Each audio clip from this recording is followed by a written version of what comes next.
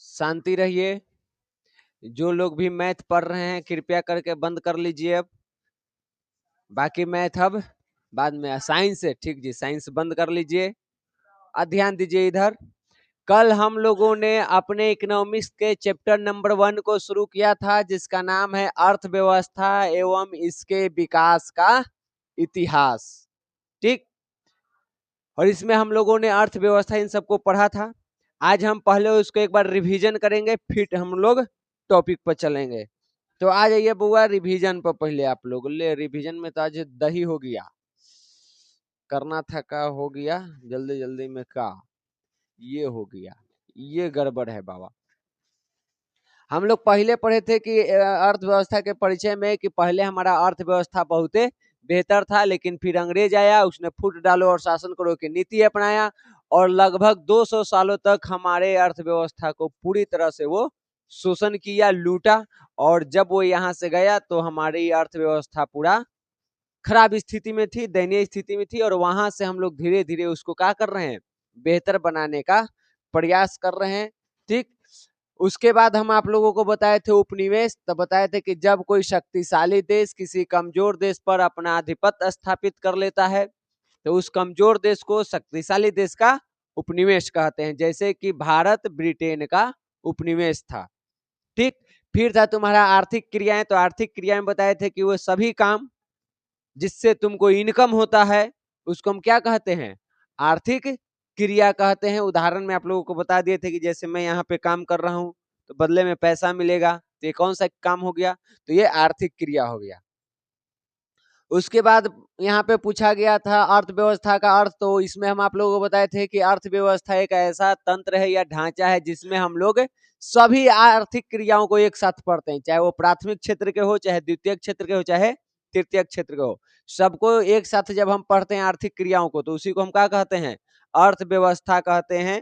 ठीक, जब अर्थव्यवस्था को हम पढ़ते हैं तो देखते हैं वहां पे कि दो काम होता है। एक, लोगों की आवश्यकताओं की पूर्ति के लिए उत्पादन होता है, और जब उत्पादन होता है तो वहां पे उत्पादन करने के लिए लोगों की आवश्यकता होती है, तो लोगों को रोजगार भी मिल जाता है। ये दो काम यहाँ पर होता है। उसके बाद अर्थव्यवस्था की परिभाषा पूछा गया था, तो हम बताए थे कि यहाँ पे अर्थव्यवस्था के परिभाषा एक नहीं है, अलग अलग अर्थशास्त्रियों ने इसका अलग अलग परिभाषा दिया है। आप चाहें तो पीछे वाला लिख सकते हैं, नहीं तो इसमें से किसी दो का आप लिख सकते हैं, बात वही है। यहाँ जैसे लिखा हुआ है अर्थव्यवस्था आजीविकार्जन की एक प्रणाली है, यानी आजीविकार्जन के लिए जितना भी काम हम करते हैं वो सब क्या है, अर्थव्यवस्था है। जहाँ पे उन सारी क्रियाओं को हम पढ़ते हैं उसको क्या कहते हैं, अर्थव्यवस्था कहते हैं। तो ये भी हो गया। उसके बाद हम लोग पढ़े थे अर्थव्यवस्था के संरचना के बारे में। तो अर्थव्यवस्था के संरचना के बारे में हम आप लोगों को बताए थे कि इसके 3 संरचना है। एक है प्राथमिक क्षेत्र, एक है द्वितीय क्षेत्र, एक है तृतीय क्षेत्र। प्राथमिक क्षेत्र में तुमको कृषि वगैरह पशुपालन ये सब आ जाता है, इसको हम लोग कृषि क्षेत्र के नाम से भी जानते हैं। दूसरा है द्वितीय क्षेत्र, इसमें उद्योग, बिजली, गैस, निर्माण कार्य ये सब किसमें आते हैं, द्वितीयक में, इसे हम औद्योगिक क्षेत्र के नाम से भी जानते हैं। तीसरा है हमारा तृतीय क्षेत्र, जिसमें तुमको सेवा क्षेत्र वाला जो भी है, बैंक, परिवहन, संचार, व्यापार ये सब आ जाता है, और इसको हम लोग सेवा क्षेत्र के नाम से भी जानते हैं। यहाँ तक क्लियर? कोनिचिवाला। ये उद्योग है। उद्योग में इतने प्रकार के उद्योग होते हैं। एक छोटा सा होता है, जिसे गांव में तोरा कोई सूप बरनी बनाने वाला हो गया, तो चटाई वगैरह, तो कुटीर उद्योग में आता है। लघु उससे थोड़ा सा बड़ा होता है, मध्यम इससे थोड़ा बड़ा, और बड़का से थोड़ा छोटा बड़ा। तो इसमें कहा गया है कि चाहे कोई भी उद्योग हो, छोटका से लेकर के बड़का तक, सब किस में आएगा, द्वितीय क्षेत्र में। समझ गया? तो ये बता दिए तुमको अभी कि प्राथमिक क्षेत्र क्या है, द्वितीय क्षेत्र क्या है, तृतीय क्या है। ये सवाल भी पूछता है तो आप लोगों को ये याद भी रखना है। उसके बाद हम ये बताए थे कि आज के टाइम पर देखो तो राष्ट्रीय आय में सबसे ज्यादा योगदान किसका है जी, पहले किसका हुआ करता था, प्राथमिक क्षेत्र का। यहाँ से क्लियर, सब ऑब्जेक्टिव बनता है।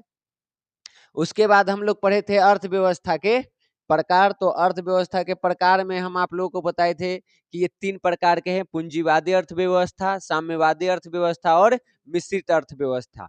पूंजीवादी वो जहाँ पे सब कुछ निजी व्यक्ति के हाथ में हो, प्राइवेट होता है, जैसे कि अमेरिका में है। ठीक, उसके बाद हम बताए थे आप लोगों को साम्यवादी वैसी अर्थव्यवस्था जहाँ पे सब कुछ सरकार के नियंत्रण में हो और लोगों के कल्याण के लिए काम किया जाए, तो उसको हम कहते हैं साम्यवादी अर्थव्यवस्था, जैसे कि आप लोगों को चीन में होगा। उसके बाद था मिश्रित अर्थव्यवस्था, जहाँ पे साम्यवादी भी हो और पूंजीवादी भी हो, दोनों का मिश्रण हो, उसे हम कहते हैं मिश्रित अर्थव्यवस्था, जैसे कि हमारा भारत, यहाँ पे दोनों है। क्लियर? फिर हम लोगों को पढ़ना था अर्थव्यवस्था के विकास। हम बताए थे कि जैसे मनुष्यों के विकास का एक अपना इतिहास है, वैसे ही अर्थव्यवस्था के विकास का भी अपना एक इतिहास है। और ये दो तरह से विकास क्या है, एक आर्थिक रूप से और एक मौद्रिक रूप से। मौद्रिक को हम बताए थे कि पहले वस्तु था, फिर सिक्का आया, फिर नोट आया, उसके बाद एटीएम आया, आज हम लोग डिजिटल फोन पे तक पहुंच गए हैं, तो वो मौद्रिक विकास है। फिर हम लोगों को आर्थिक विकास था, तो आर्थिक विकास में बताए थे कि अगर तुमको आर्थिक विकास करना है तो सबसे पहले तुमको क्या करना पड़ेगा, आर्थिक नियोजन यानी प्लानिंग करके ही हम आर्थिक विकास कर सकते हैं। अपने जीवन में अपने इनकम को बढ़ाना है तो उसके लिए हमको क्या करना पड़ेगा, पहले प्लानिंग करना पड़ेगा, सही तरीके से प्लानिंग करके हमको इन्वेस्ट करना होगा, तब जाकर के हम आर्थिक विकास कर सकते हैं। और इसमें अलग अलग अर्थशास्त्रियों ने अलग अलग प्रकार से इसका उदाहरण भी दिया है, परिभाषा भी दिया है कि आर्थिक विकास क्या होता है। ठीक, उसके बाद सवाल आता है कि हम आर्थिक विकास क्यों करें। तो जाहिर सी बात है, हम सभी लोग अपना जीवन स्तर ऊंचा जीना चाहते हैं, बेहतर जीना चाहते हैं, बेहतर स्वास्थ्य चाहते हैं, बेहतर शिक्षा चाहते हैं। और अगर इन सारी चीजों की पूर्ति करना हो तो उसके लिए हमारे पास आर्थिक विकास होना चाहिए, पैसा होना चाहिए, बाकी चीजों का भी विकास होना चाहिए। तो आर्थिक विकास करने का उद्देश्य क्या है, हमारे अपने जीवन को ऊंचे स्तर पे ले जाना, बेहतर जीवन जीना, इसी के लिए हम ये करते हैं। पढ़ना है हम लोगों को यहां से आर्थिक विकास और आर्थिक वृद्धि, आर्थिक प्रगति, तीनों के मतलब का है। तो कल हम आप लोगों को ये भी शॉर्ट में बता दिए हैं कि वृद्धि कहो, विकास कहो या फिर प्रगति कहो, तीनों एक ही चीज है, तीनों में हम आगे बढ़ रहे हैं ऐसे। लेकिन इकोनॉमिक्स में, अर्थव्यवस्था में, इसके लिए थोड़ा सा अंतर इसमें किया जाता है, तीनों में थोड़ा सा क्या अंतर है। हम आप लोगों को बताए थे कि आर्थिक विकास उसे कहेंगे जहां पे अभी देश विकसित हो रहा है, जैसे भारत है, तो भारत पूर्ण रूप से विकसित अभी नहीं हुआ है, धीरे धीरे वो बेहतर हो रहा है, तो हम बोलेंगे कि भारत में क्या हो रहा है, आर्थिक विकास हो रहा है।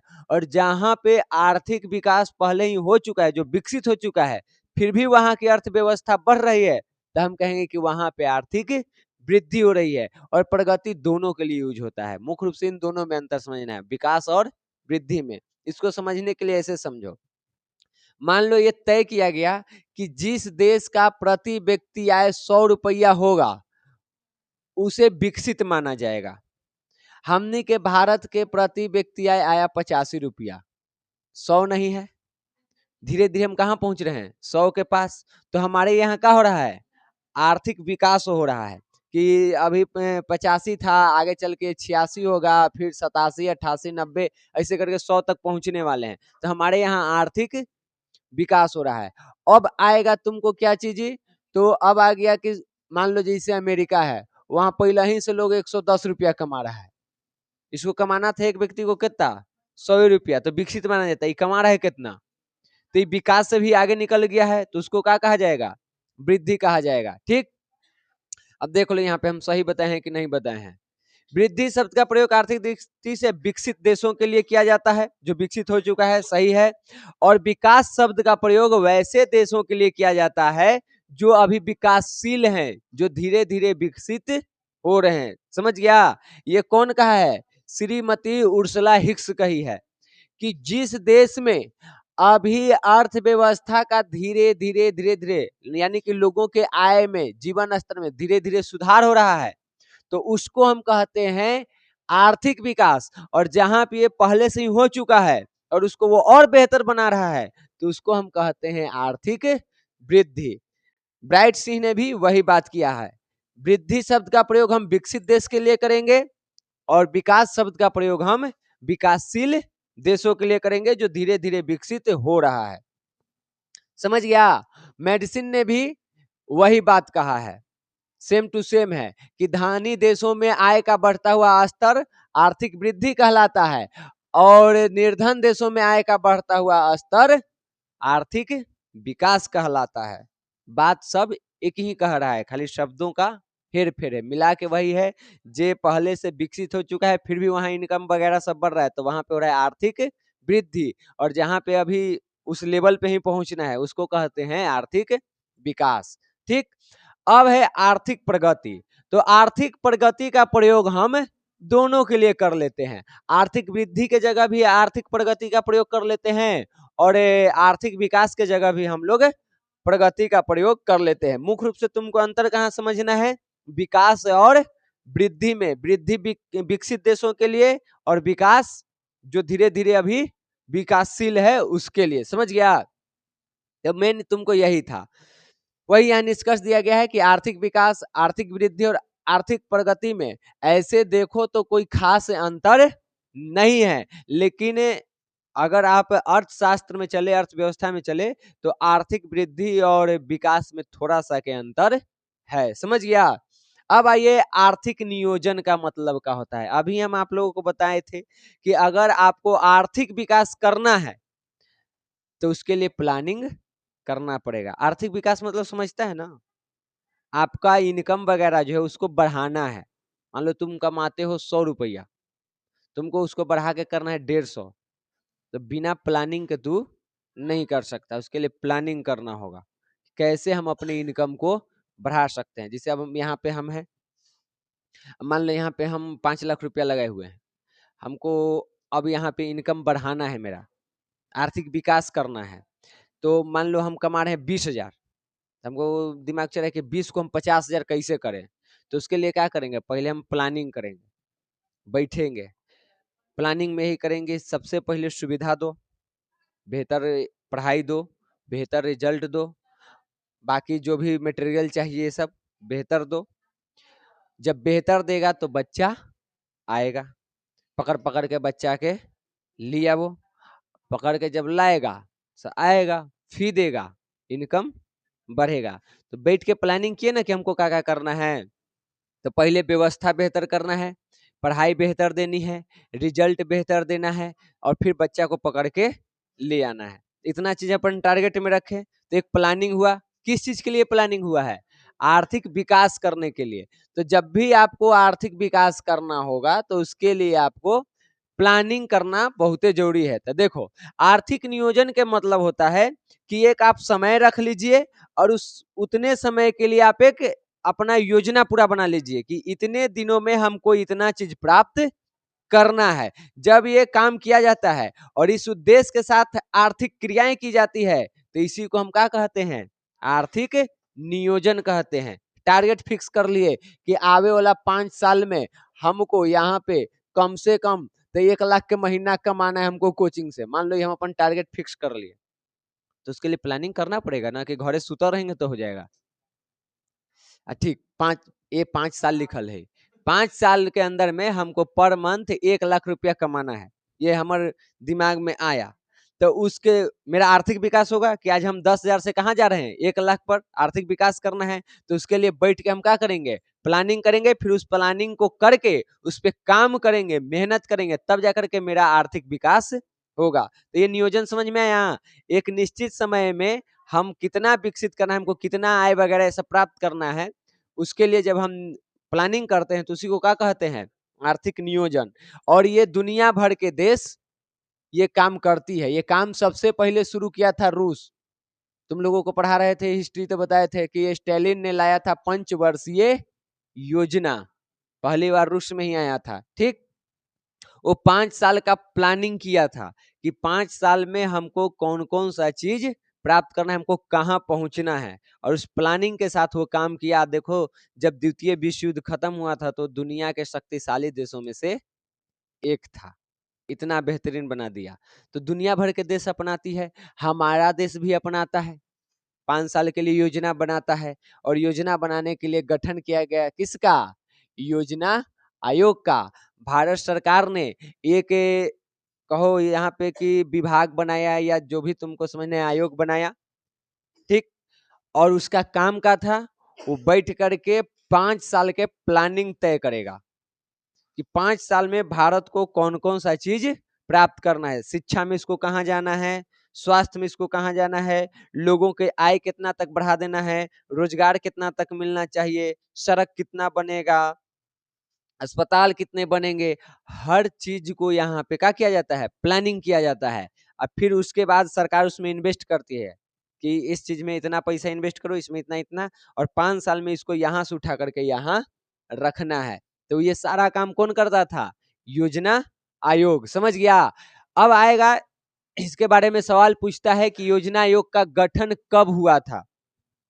तो योजना आयोग के गठन हुआ था बुआ 15 मार्च 1950 को। इसका गठन क्यों किया गया था, तो इसका गठन किया गया था 5 साल के लिए प्लानिंग करने के लिए कि 5 साल में भारत को कौन कौन सा चीज प्राप्त करना है, कहां पहुंचना है। इसके लिए एक आयोग का गठन किया गया जिसका नाम था योजना आयोग।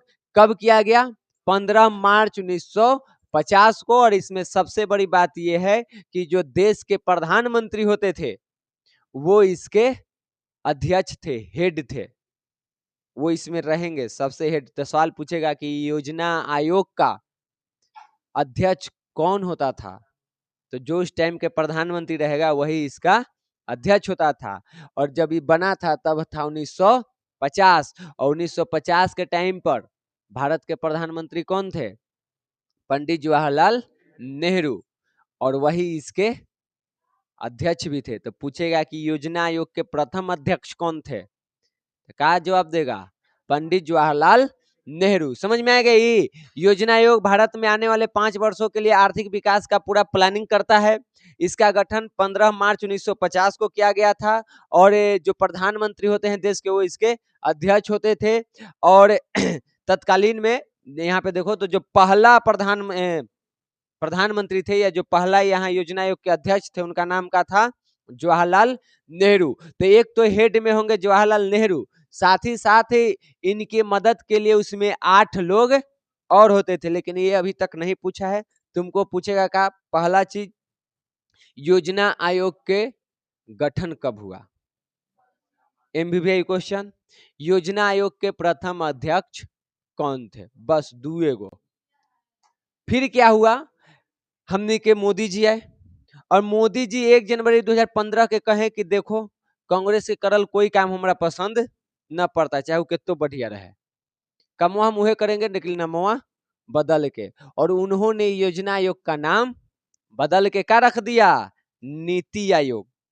काम वही है, नीति आयोग भी क्या करता है, 5 साल में हमें कौन कौन से चीज को प्राप्त करना है इसके लिए ये प्लानिंग करता है, नीति बनाता है। कौन, नीति आयोग। समझ गया। लेकिन नाम खाली बदला गया है। तो योजना आयोग के जगह किसका गठन हो गया, नीति आयोग का। इसका गठन कब हुआ है, 1 जनवरी 2015 को। ठीक। इसके पदेन अध्यक्ष कौन होते हैं, 2015 में जवाहरलाल नेहरू कहां से थे रे,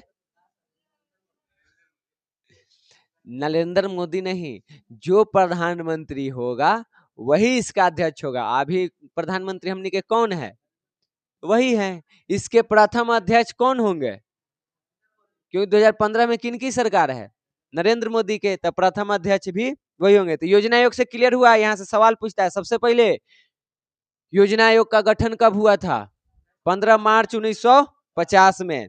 इसके प्रथम अध्यक्ष कौन थे, योजना आयोग के अध्यक्ष कौन होता था, प्रधानमंत्री। ठीक, 3 सवाल यहां से बनेगा। चौथा सवाल, योजना आयोग के जगह किसकी स्थापना की गई है, नीति आयोग के। नीति आयोग का गठन कब किया गया है, नीति आयोग का पदेन अध्यक्ष कौन होता है, वर्तमान में नीति आयोग के अध्यक्ष कौन है, नीति आयोग के प्रथम अध्यक्ष कौन थे, नरेंद्र मोदी। समझ गए। अरे तुम नीति आयोग में ना पूछे हैं रे गधावा तुम इतना सारा सवाल तुमको यहां से ऑब्जेक्टिव में बन सकता है। आप लोगों के बुक में ये वाला बात नहीं होगा, तो नीचे जगह खाली है जहां कहीं भी आप लोग ये वाला बात लिख लीजिए कि 1 जनवरी 2015 को योजना आयोग के स्थान पर नीति आयोग का गठन किया गया है, क्योंकि इससे भी सवाल अब पूछता है। समझ गए? इस बात को जल्दी जल्दी नोट करो। तो ना सुनाई दे रहा है, वो सुनावे वाला भेजवाई, नोट करो जल्दी।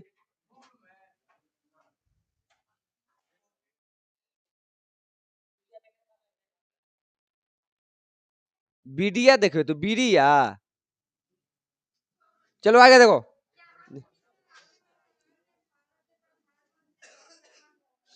हाँ, तो जब तुम्हारा किताब छपा था ना मैया, उस टाइम पे प्रधानमंत्री कौन थे? मनमोहन सिंह। तो उन्हीं का नाम ना रहेगा। लेकिन अब जब ये खत्म हो गया है तो मनमोहन सिंह को तुमको क्यों पढ़ना? खाली प्रथम को पढ़ो। समझी? क्लियर हुआ क्या मनमोहन सिंह हैं? अगर योजना आयोग रहता तो वर्तमान में उसके अध्यक्ष कौन होते बताओ तो? अगर अभी योजना आयोग होता तो इसके अध्यक्ष कौन होते? कौन? कौन? तो उस टाइम पे मनमोहन सिंह थे तो मनमोहन सिंह के नाम है। समझी? हाँ हो, एगो होन्ने ठेली थे, एगो होन्ने ठेलाई थे। हाँ, तुम लोग के बुक नहीं है जी? आहे दादा, तो बताओ, लड़ाई करे जाए थे तोरा भी बंदूके न है तो कैसे लड़ाई करबे? हाथ से? तो खरीद, अब कहिया खरीदेगी? चलो आगे देखो। हो गया जी? 2 मिनट? रुको, सोनू के 2 मिनट चाहिए तो कह रहा है 2 मिनट। मैगी का बना रहा है रे? बनावे एबे ना करो तो 2 मिनट में कैसे बनते? ब्लिंकिट से ऑर्डर करिए, देखिए 5-10 मिनट में लेके आ जातो। तो सोचो, तो उसने गंगे हो तूने के तो तो जियो मार्ट है ना? हाँ, चलिए अब देखिए, सवाल यहां से पूछता है, हम यहाँ पे सब लिख दिए हैं लेकिन आप लोगों को जितना बुक में है ना वो बहुत ही इंपॉर्टेंट है, उनमें से ऑब्जेक्टिव बनाता है 4-5 गो होगा। 11वीं 12वीं होगा, पहली दूसरी तीसरी ऐसे करके होगा। 11वीं तक है।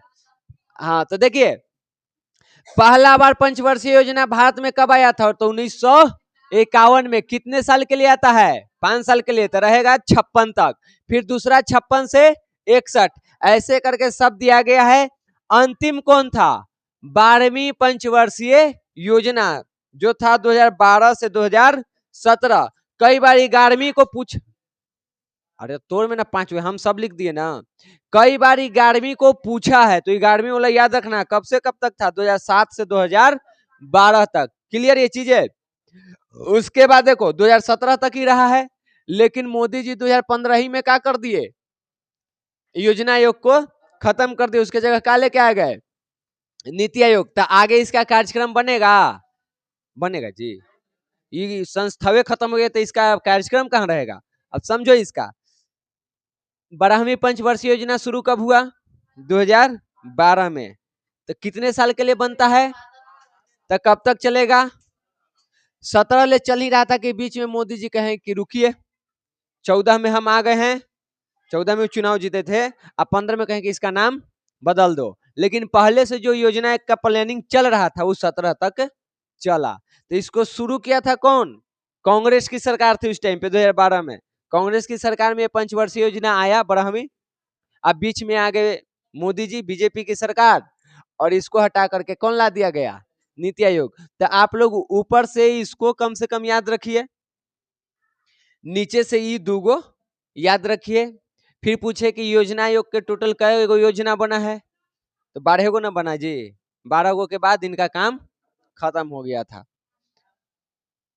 अब है एक समावेशी विकास और एक है सतत विकास। इन दोनों को समझो, लगता है पीछे हम तुम लोग को शायद पढ़ाए हैं। दोनों एकदम इजी है, परिभाषा याद करना एकदम आसान है। अगर कोई पूछे तुमसे समावेशी विकास, तो कहना कि विकास की वह प्रक्रिया जिसमें समाज के प्रत्येक व्यक्ति का विकास किया जाता है, कोई भी उससे नहीं बचता है, तो इसी को हम क्या कहते हैं? समावेशी विकास। यानी कैसा विकास हो जिसमें हर किसी का हो, अमीर से लेकर गरीब तक, अपर कास्ट से लेकर के लोअर कास्ट तक, हाई धर्म से लेकर के हौ धर्म तक, बहुसंख्यक से लेकर के अल्पसंख्यक तक। जब अपने देश के प्रत्येक नागरिक का विकास होता है तो उसी को हम क्या कहते हैं? समावेशी विकास कहते हैं। हाई आओ बढ़ाओ ना आगे।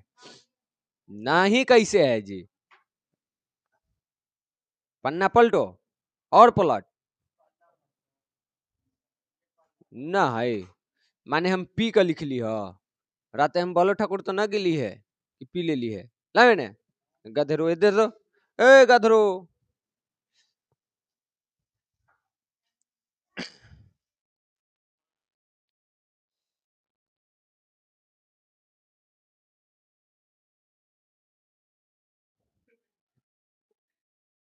ये देखिए पीछे आइए, आप लोग आगे गए थे। समावेशी विकास पेज नंबर 7 में, सतत विकास पेज नंबर 8 में, 7 8 60 सुनो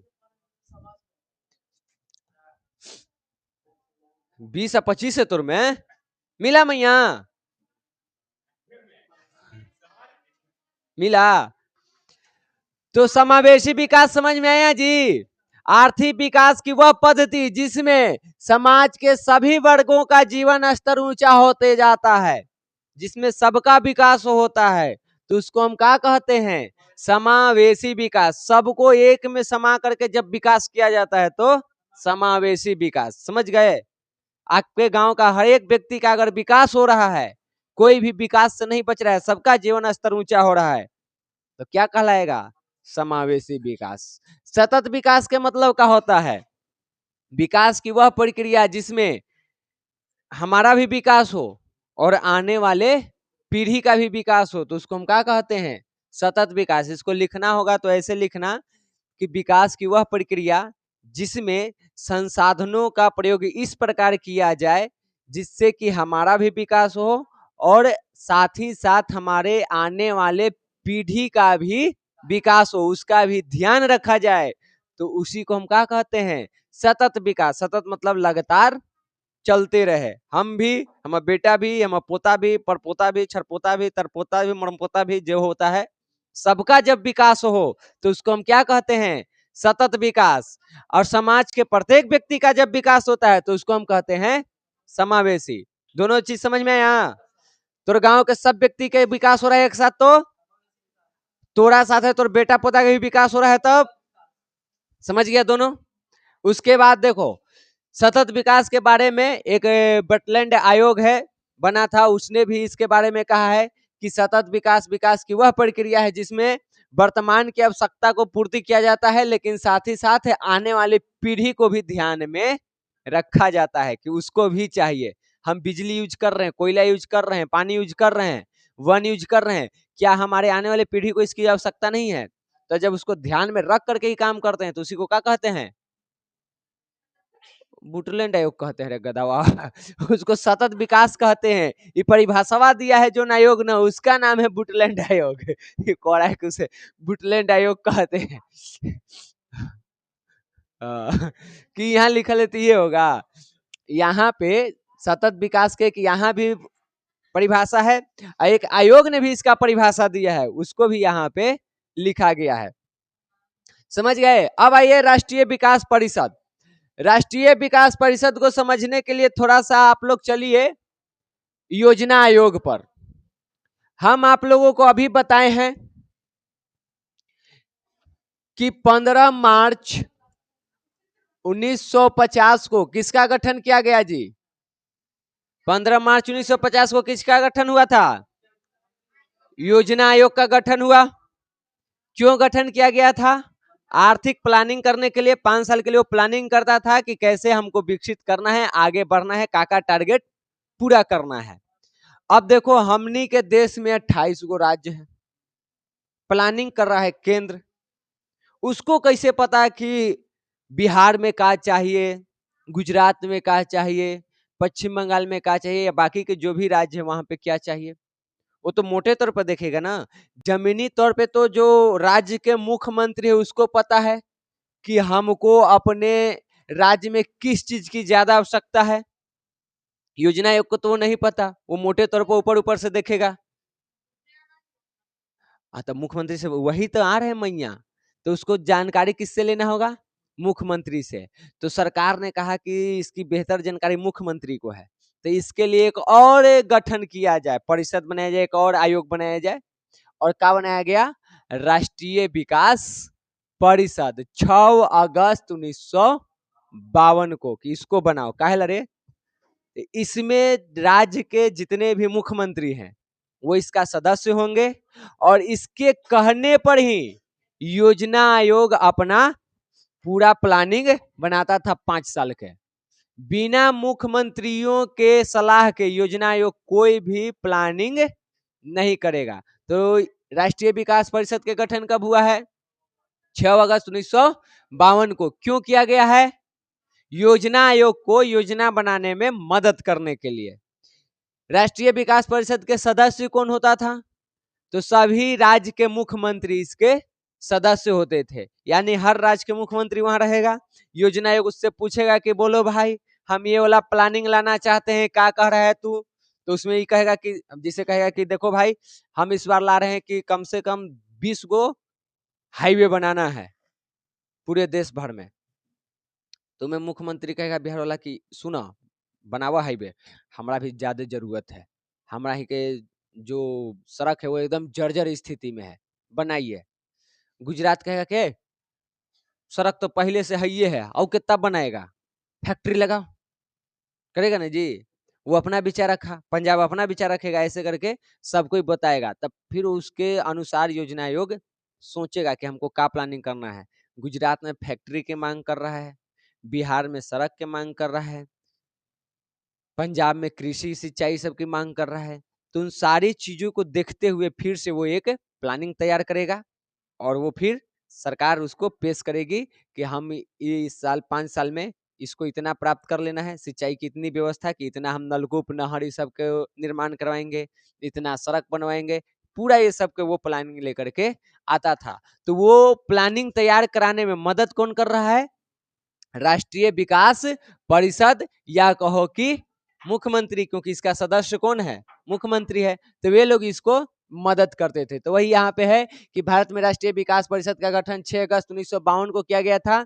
इसका गठन क्यों किया गया है? तो आर्थिक नियोजन हेतु राज्य सरकारों और योजना आयोग के बीच तालमेल बिठाने के लिए, कि मुख्यमंत्री और योजना आयोग के बीच तालमेल रहे, दोनों एक दूसरे के सहयोग करके और बेहतर प्लानिंग करे, और उसके बाद इस पे काम किया जाए। इसमें जो भी राज्य के प्रधान मुख्यमंत्री होंगे राज्य के, वो सभी इसके सदस्य होते थे, और ये सब मिलकर के 5 साल के लिए योजना बनाने का काम करते थे। लेकिन अब तो ये वाला योजना आयोग खत्म हो गया है। लेकिन सवाल इस सब अभी पूछते रहता है कि योजना आयोग के गठन कब हुआ, प्रथम अध्यक्ष कौन थे, कौन होते थे, राष्ट्रीय विकास परिषद के गठन कब हुआ, इसके सदस्य कौन होते थे। तो ये सब सवाल अभी भी बनता है। अब आ जाओ बुआ तुम लोग मौद्रिक विकास पर। आर्थिक विकास देख लिया कैसे हम लोग करते हैं, प्लानिंग वगैरह ये सब करके। मौद्रिक विकास के बारे में शॉर्ट में तुमने हम बता दिए हैं कि सबसे पहले हम लोग तो कोई लेन देन नहीं करते थे, जो मिला मरल जियल, खा पी के कैसे अपना जिंदगी चला रहे थे। फिर एक जगह हम रहना सीखे, खेती गृहस्थी सीखे। तो कोई खेती कर रहा है, कोई शिकार कर रहा है, कोई फल इकट्ठा कर रहा है, कोई घर बना रहा है, तो इस तरह के काम करने लगे। और हर व्यक्ति को एक दूसरे की आवश्यकता थी। खेती करने वाले को घर, फल, मांस चाहिए, मांस वाले को घर, अनाज, फल चाहिए, फल वाले को घर, अनाज, मतलब कि सबको एक दूसरे का चीज चाहिए। तो का कोई फ्री में दे देगा? तो कहा मांस वाला कि भाई हम तुमको मांस दे देते हैं, अनाज दे दो, तुमको मांस दे देते हैं, तू हमको घर दे दो, और तुमको मांस दे देते हैं, तू हमको फल दे दो। तो वस्तु दे करके वस्तु लेना शुरू हुआ। यहां से शुरू हुआ मौद्रिक का पहला चरण, मुद्रा का पहला चरण, जिसको हम क्या कहते हैं? वस्तु विनिमय प्रणाली। इसमें क्या किया जाता था? एक वस्तु लेकर दूसरा वस्तु देकर सामान की खरीद बिक्री की जाती थी। तो जब वस्तु से वस्तु का लेन देन किया जाता है तो उसे हम क्या कहते हैं? वस्तु विनिमय प्रणाली। सवाल पूछेगा तुमको 2 नंबर के, वस्तु विनिमय प्रणाली से आप क्या समझते हैं? तो बस इतने बताना है कि जब वस्तु दे करके वस्तु खरीदा या बेचा जाता है, तो इसी प्रक्रिया को हम क्या कहते हैं? वस्तु विनिमय प्रणाली। बस इतना ही लिखना है, उदाहरण में दे देना है, जैसे कि हमें दूध दे करके चावल ले लिए, बस एक उदाहरण दे दो। और कोई उदाहरण देना है तो लइकाई में कहलो हबा अलुआ दे के आइसक्रीम, सब कहला है काम। कौन सा प्रणाली था वो? वस्तु विनिमय। एक वस्तु दे रहे थे और दूसरा वस्तु ले रहे थे, ठीक।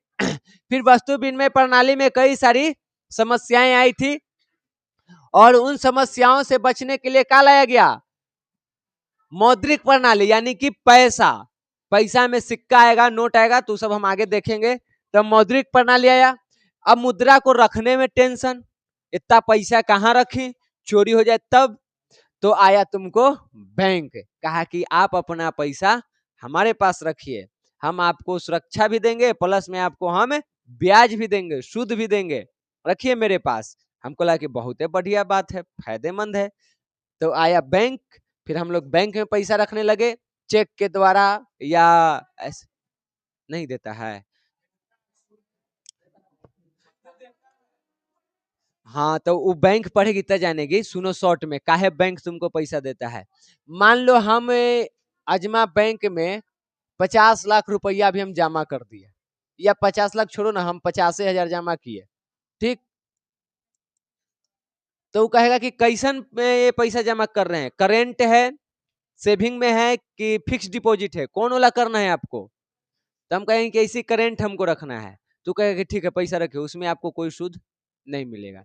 सेविंग वाला में ना, अगर आप कह दिए कि हमको फिक्स डिपॉजिट करना है, एथी वाला में, सेविंग वाला में थोड़ा बहुत मिलता है। अगर आप फिक्स डिपॉजिट किए तो इसमें आपको सबसे ज्यादा मिलता है, 5-6% देता है। कहेगा कि आप 5 साल के लिए हमको अपना पैसा आप दीजिए, निकाल सकती है। पहले समझो, बीच में सवाल करती है, कैसे ही पैसा तुमको बढ़ा कर देगा, क्यों देगा? क्योंकि तुम्हारे पैसा के सुरक्षा के लिए गार्ड रखे हुए हैं, स्टाफ रखे हुए हैं। आई तुमको पैसों दे रहा है और उतना के खटाऊ रहा है, इसको कहाँ से, मतलब इनकम कहाँ से हो रहा है? तब मान लो हम ये दिए 50,000, हम कहे कि ठीक, हमें 5 वर्ष के लिए क्या करो, इसको फिक्स कर दो। तब वो निश्चिंत हो गया कि 5 साल आप उससे पैसा नहीं मांगिएगा। तो ऐसे कर करके तुम सभी लोगों ने मेरे पास जमा किया। तो 1 2 3 4 5 जोड़ लो, लगभग हमारा भी 10 लाख रुपया हो गया, 10 लाख। अब मेरे पास 10 लाख है, और 10 लाख ये रुपया क्या 5 साल तक कोई मांगने वाला है मुझसे? तो हम अपना भी रख के क्या करेंगे? हम नीरज सर के लोन दे दिए, वो बिजनेसमैन आदमी है, कि ले जाओ भाई। तुमको हम क्या कहे थे कि तुमको 100 रुपया पर 5 रुपया देंगे, और नीरज सर जब आए तो कहें कि तुमको 100 रुपया पर हम 12 रुपया लेंगे। तो तुमको 5 रुपया देना है, उससे हम कितना लेंगे? तो हमारा बचत कितना हो गया? वह 7 रुपया में हम गार्ड खटाएंगे, स्टाफ खटाएंगे, अपन बचत भी करेंगे, इसीलिए वो बढ़ा के देता है। अब किसी को इमरजेंसी रहा कि नहीं, हमारे 5 साल के है, 3 साल में उसन सिचुएशन आया कि बियाह ठीक हो गई, पैसा देवेला है, तो टूटता है, उतने दिन के सूद जोड़ के तुमको मिलेगा कि आप इतने दिन पैसा रखे हैं। अब हाँ, तो मैं यहाँ बैंक के नियम है, उसको कुछ हिस्सा अपना सिक्योरिटी में अपने पास रखना है। 10 लाख के 10 लाख नहीं दे देगा, वो कम से कम तो 3 लाख 2 लाख वो अपने पास रखेगा कि कभी भी किसी को जरूरत पड़ सकता है। और ये तो फिक्स वाला है, बाकी करंट वाला तो रोज लेन देन चलिए रहा है। और जब भी तुम बैंक में जाओगे ना 10 लाख 15 लाख मांगने, तो उसी दिन नहीं देगा, टाइम मांगेगा कि हमको 1-2 दिन के टाइम दीजिए, फलना दिन नहीं है उस दिन हम आपको देंगे, क्योंकि उतना पैसा वो अपने पास नहीं रखता है। वो मंगवाता है मेन ब्रांच से कि चलो पैसे यहाँ भेजो, चाहे उसका अलग अलग ब्रांच है तो सगरों से जुगाड़ करके इकट्ठा करके थोड़ा लाके देगा, समझ गई? तो ऐसे करके ही काम करता है। तो ये वाला काम कौन करता है जी? बैंक। तो बैंक क्यों आया समझ में आया? हमको पैसा रखने में दिक्कत हो रही थी, चोरी वगैरह ये सब के डर था, तो बैंक कहा कि हमको दे दीजिए, तो बैंक आया। फिर बैंक के बाद ये एमवीवीआई क्वेश्चन है, तुमको बार बार पूछता रहता है, खास करके स्कूल में जमा होगा ना तो पूछेगा, कोर बैंकिंग प्रणाली से आप क्या समझते हैं? तो देखिए, जब एक व्यक्ति एक स्थान से दूसरे स्थान तक बिना विलंब के बैंक के माध्यम से पैसे का लेन देन करता है, तो बैंक के इस प्रणाली को हम क्या कहते हैं? कोर बैंकिंग प्रणाली। जैसे मान लो हमारे यहाँ पे बैंक में अकाउंट है, ठीक, खाता खुलवाए हुए हैं, ग्राहक है, और हम हैं अभी दिल्ली, हमको पैसे की जरूरत पड़ गई, तो बिना किसी देरी के अगर यहाँ के वजह हम दिल्ली पैसा निकाल लिए, तो वही क्या कहलाएगा, कोर बैंकिंग प्रणाली। इसको अपने बुक में अंडरलाइन कर लो, MVVI है। और सबसे बड़ी बात, शायद ये नोट्स में नहीं लिखा हुआ है। पेज नंबर कितना है जी? 12 में देखो, फोटो के नीचे दिख रहा है। और इस लाइन को एकदम याद कर जाओ, समझ लो। जब कोई व्यक्ति बैंक में एक स्थान से दूसरे स्थान में बिना किसी देरी के पैसों का लेन देन करता है, तो उसी को हम क्या कहते हैं, कोर बैंकिंग प्रणाली। इसको एकदम याद कर लीजिए वो बबुआ। उसके बाद है तुमको बैंक में आया क्या चीज, ATM। ये भी MVVI क्वेश्चन है तुम्हारा कि ATM क्या है। तब बताना है कि ATM एक प्लास्टिक मुद्रा है, या लिखना है ऐसे कि ATM एक प्लास्टिक मुद्रा। एक और आता है, ATM के पहले फुल फॉर्म लिख दो कि ATM के मतलब होता क्या है। ऑटोमेटिक, क्या लिखा हुआ है, लिखल है ना, ऑटोमेटिक टेलर मशीन। तो इसका अगर परिभाषा पूछे तुमसे, तो नोट्स में मिलेगा तुम लोगों को कि ATM क्या है। तो लिखना है कि ATM ऑटोमेटेड टेलर मशीन एक प्लास्टिक मुद्रा है। प्लास्टिक का एक छोटा सा कार्ड होता है जिसपे कुछ नंबर लिखे होते हैं, और इसके माध्यम से 24 घंटे में, 24 घंटा कहीं भी कभी भी आप ATM के माध्यम से पैसा निकाल और डाल सकते हैं। ATM से पैसा डलाता भी है और निकलता भी है, लेकिन हम लोग मुख्य रूप से क्या करते हैं, निकालते हैं। कार्ड दो गो बनता है, एक होता है डेबिट कार्ड, एक होता है क्रेडिट कार्ड। डेबिट कार्ड से हम लोग पैसा निकालते हैं, और क्रेडिट कार्ड से भी हम लोग पैसा निकालते हैं। तो जमा करेगा, डेबिट कार्ड से भी हम लोग पैसा निकालते हैं और क्रेडिट कार्ड से भी निकालते हैं, लेकिन दोनों में फर्क है।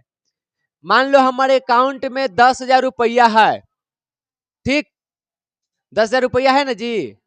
तो अगर मेरे पास डेबिट कार्ड है, तो ATM के माध्यम से हम सिर्फ 10,000 निकाल सकते हैं, एक से एक पैसा ज्यादा हमको नहीं निकलेगा। समझ में आया? डेबिट कार्ड का होता है, हमने सबके पास वो है। अगर बनवाया होगा तो कहना कि जाई थी ATM बनवावे, तो ATM में तुमको यही बनता है, डेबिट कार्ड। तो डेबिट कार्ड से क्या होता है, आप पैसा निकाल सकते हैं 24 घंटा में कहीं भी कभी भी, लेकिन कितना, जितना आपके अकाउंट में है बस उतने होगा, से एक पैसा वो ज्यादा नहीं देगा। अब आइए क्रेडिट कार्ड, ये भी हमारे पास होता है, लेकिन इसका फायदा क्या है, आपके अकाउंट में भले 10,000 रुपया है, आप 50,000 भी निकाल सकते हैं। ठीक, जैसे ही आप 50,000 निकालें, उसी क्षण आपको 40,000 रुपया बैंक का किया, लोन दे दिया। चलता फिरता लोन, आपको कोई कागज पत्र सब जमा नहीं करना है। आपके पास क्रेडिट कार्ड है, वो एक तरह से तुमको लोन के कार्ड डेवल है कि आप जब मन तब पैसा निकाल सकते हैं, लेकिन उसमें लिमिट रहता है। ये मिलेगा किसको, जिसका आय फिक्स है, लाख रुपया कमा रहा है, 50,000 कमा रहा है, सरकारी जॉब है, परमानेंट जॉब है, उसको बैंक वाला पकड़ पकड़ के क्रेडिट कार्ड देता है। समझ गया? हम तू जाएगा कि हमें क्रेडिट कार्ड बना देना, तो कहेगा कितना इनकम है, ताकि 1 रुपया नहीं, तो भागिए से तोरा हम क्रेडिट कार्ड दे देंगे, तू जहां मन तहां जाके घुसा देगा, और भरेगा कौन, इनकम है तोरा भी। अब मान लो तुमको लग गया सरकारी नौकरी, 1 लाख के महीना कमा रहा है, तो खुद बैंक के मैनेजर फोन करेगा, सर जी क्रेडिट कार्ड बनाना है का, काहे लड़िए, बना लीजिए ना, कभी जरूरत रहेगा तो। वो क्यों दे रहा है तुमको, वो कर बैंक में तोरे अकाउंट है, पर मंथ 1 लाख रुपया आ रहा है, निकालो, क्या दिक्कत है, पैसा तो हमें भी आ रहा है, अगला महीना में काट लेंगे सब, अकाउंट में आएगा, तो उससे उसको फायदा है।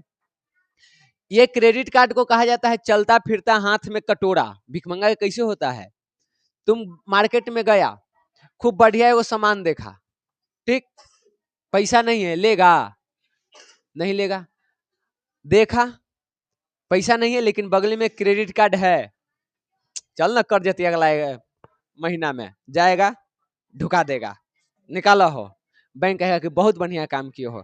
अब आज से कम 15 दिन 20 दिन तो तू हमको नहीं देगा, पैसा अकाउंट में आएगा था ना, तब 20 दिन के तरह से हम लेंगे सूद 12% के हिसाब से, ला बेने हो गया फायदा, ले कर यूज।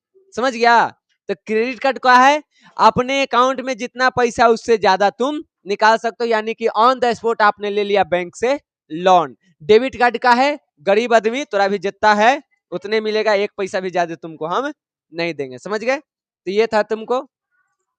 कल हम लोग, कल मेरा क्लास है जी ना, खत्म है ना। आज कौन दिन है? पहला दिन कुछ ही पढ़ाए थे, ऑब्जेक्टिव करवाए थे। हाँ ठीक, तो अब मंडे को क्लास होगा इसका। हाँ कल हम चल गए ना, याद नहीं रहा, घरे गए तब याद आया। सुनिए आप बात को, तो कल तो आप लोग इंग्लिश पढ़िएगा, कल गुरुवार हो गया ना, परसों भी इंग्लिश होगा, उसके बाद संस्कृत। यानी कि ये कब पढ़िएगा अब आगे की कहानी, मंडे को। और अगले सप्ताह में ज्यादा से ज्यादा 2 क्लास लेंगे, दोनों क्लास में पूरा ऑब्जेक्टिव सब्जेक्ट, ये लेक्चर और ऑब्जेक्टिव सब खत्म कर देंगे, ठीक है। क्लास खत्म कर दें।